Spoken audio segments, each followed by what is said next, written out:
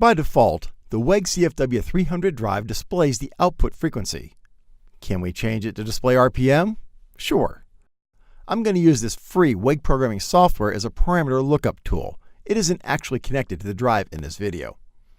If we look at the 400 parameters, my motor is set up for a rated speed of 1720 RPM at 60 Hz.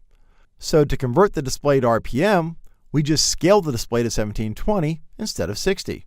Parameter 208 is the display scaling factor. We see it defaults to 600, but parameter 210 moves the decimal point over one digit, so we end up with 60.0 Hz on the display. And parameter 209 selects the units to be displayed. So all we need to do is change parameter 208 to scale the display to 1720, change parameter 209 to show RPM, and change parameter 210 to 0 decimal places. Now it's important to remember, this only affects the motor frequency displays. Everything else in the drive still uses Hertz. For example, if we go to parameter 121 to enter a motor speed, it's still in Hertz. So let's tell the drive to run at half speed, which would be 30 Hertz. And scroll back down to view the motor output speed in parameter 2. Now if we hit run, the drive ramps up to half speed, which is 860 RPM. Perfect.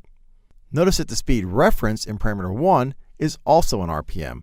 Again, the scaling only affects those two parameters. Now because it only affects the display, you can scale the display to whatever you want. Feet of conveyor per minute, the shaft rotation after your gearbox, etc. And you can change the units from Hertz, RPM, volts, percent, or just turn them off. These three parameters give you a lot of flexibility over what you can display on the LCD. So use it to your advantage to present a display that's in units that make sense for your application. Click here to learn more about the WEG CFW300 variable frequency drive. Click here to learn about Automation Direct's free award-winning support options, and click here to subscribe to our YouTube channel so you'll be notified when we publish new videos.